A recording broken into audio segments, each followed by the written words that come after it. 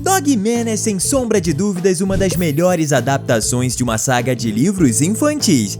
Dogman! Mas sabia que até esse longa tem suas diferenças em relação aos livros? Sem tempo a perder! Corta essa! Você vai perceber que o longa é tão fiel que várias cenas dos livros estão presentes nele, embora com algumas pequenas diferenças que mudam um pouco o contexto da história, ainda mais porque os livros da saga têm ilustrações bem simples, e o filme decide colocar mais detalhes nas suas cenas. Quer um exemplo? É só a gente lembrar de quando Pete acabou de criar o Leo. No original, ele só conversa com o filhote. Já na adaptação, o então gato mais malvado do mundo utiliza fita adesiva para amarrar o seu clone em uma cadeira. Meio exagerado da parte do Pete, não é? Mas o mundo de Dogman é bem exagerado mesmo. E essa adição só deixou a situação ainda mais engraçada. A parte em que o Pete usa uma máquina de clonagem comprada na internet para se clonar, o que resulta na criação acidental de um filhote, existe em ambas as versões e é muito engraçada, tanto nos livros quanto no filme. Só que a produção modificou a aparência da máquina e o resultado ficou muito melhor. Enquanto a original era basicamente uma caixa pequena, a que aparece no filme é bem maior,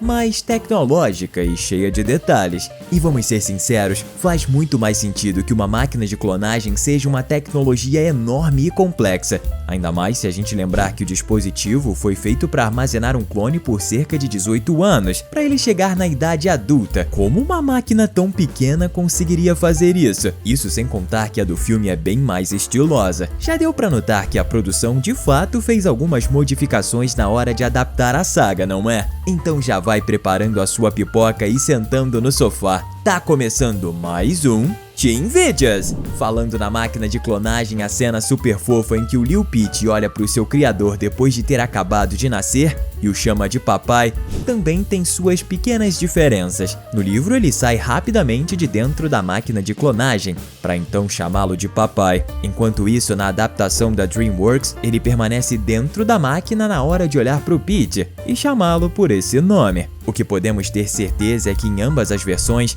esse foi o início de uma das relações mais fofas do universo de Dogman. O filme adapta principalmente os 3 primeiros volumes da série de livros, mas claro que foi necessário fazer algumas adaptações na história, para que todos os elementos se encaixassem em um filme de 1h30. E uma dessas adaptações envolve o vilão final da animação, o peixinho Flip. Na versão original, ele é introduzido no 2º volume como o peixinho que Dogman deu de presente pro chefe, e que ganha poderes psíquicos depois de um acidente, se tornando um vilão. Depois ele falece e é trazido à vida como um ciborgue no 3º livro. Na produção, o trecho em que o peixinho recebe poderes psíquicos e perde a vida é cortado, e ele já surge sendo só um cadáver congelado que o chefe deu pro Super Centro de Ciências estudar. Só que aparentemente essa parte da história do Flip de fato aconteceu nesse universo e só não foi mostrada no filme. Apesar da produção adaptar principalmente os 3 primeiros volumes do material original,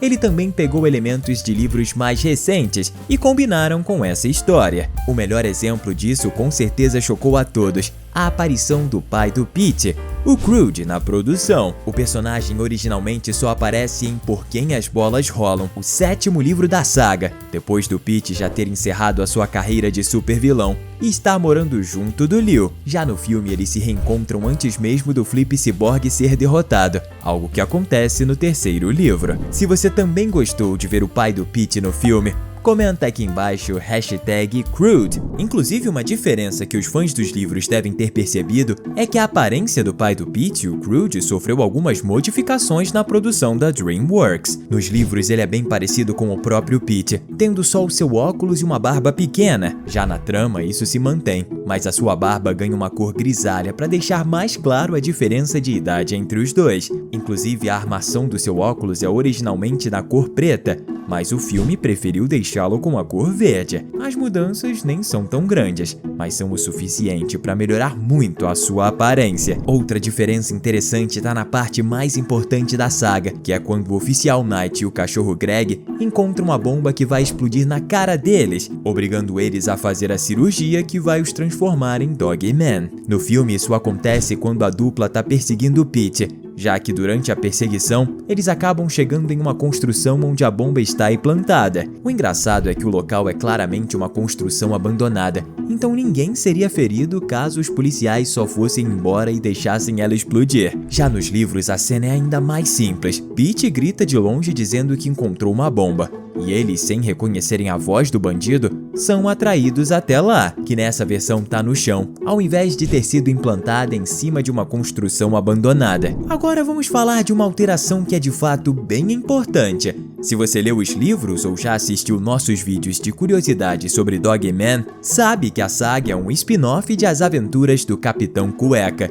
que foi criada pelo mesmo autor, o Dav Pilkey. Só que dentro dos livros, tanto As Aventuras do Capitão quanto do Dogman são histórias fictícias criadas por dois amigos quadrinistas, o George e o Haroldo. E o início de Dogman começa justamente mostrando os dois criando os primeiros quadrinhos do personagem. Já o filme meio que corta essa parte, só que eles ainda deixam implícito que esse universo de fato é uma invenção dos dois, porque eles aparecem em algumas partes na forma de easter eggs. É como se eles fossem deuses desse mundo que assistem tudo de longe, sem interferir em nada. Outra diferença entre as duas mídias mostra novamente como a equipe de produção se esforçou ao máximo para melhorar tudo que adaptaram dos materiais originais. Dessa vez estamos falando do Super Centro de Ciências. No original, o local é um prédio azul até que bonitinho, mas bem simples. O filme transforma o prédio em um lugar com um visual muito mais único e cheio de personalidade, já que o edifício tem um frasco químico gigante em seu topo,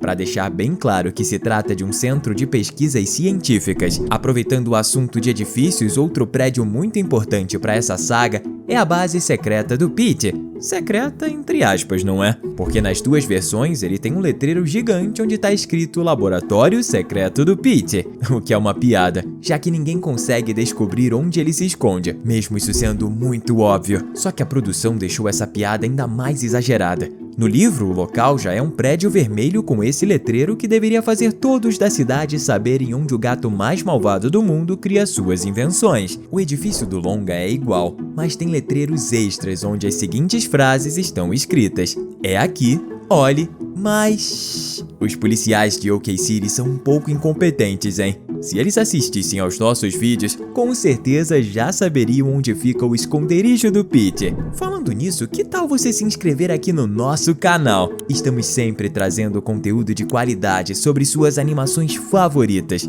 então você não vai se arrepender. Para finalizar o assunto dos prédios de Dogman, vamos falar das diferenças entre a fábrica do spray da vida nas duas versões da história. Se você já viu o filme, sabe muito bem que a fábrica acaba ganhando vida própria por conta do Flip e se transforma em uma criatura monstruosa. Isso também acontece no livro, mas a aparência de ambas é um tanto diferente em cada mídia. Na adaptação, o edifício é bem grande e ganha braços definidos da cor verde com luvas amarelas. Já no livro ele é bem menor, se move de uma forma mais desengonçada e seus braços são marrons. Além disso, suas mãos não têm luvas e são bem pequenas. Eu acho que a versão da DreamWorks daria uma surra no original. Até mesmo certas cenas do filme que nem são tão importantes para a história foram adaptadas das páginas dos livros. Uma delas está naquele compilado de aventuras que o Dogman viveu após ter sido criado, quando ele derrota um assaltante. Só que no filme o nosso protagonista precisa agarrar a camisa do bandido com uma mordida para impedi-lo de fugir. Já no livro ele só precisou rosnar para fazer o criminoso se borrar de medo e desistir de fugir com o dinheiro. Será que isso significa que o Dogman dos livros é muito mais amedrontador que a versão da DreamWorks? Bom, talvez o Dogman dos livros seja mais amedrontador que sua contraparte cinematográfica, mas o mesmo não podemos dizer da Prefeita.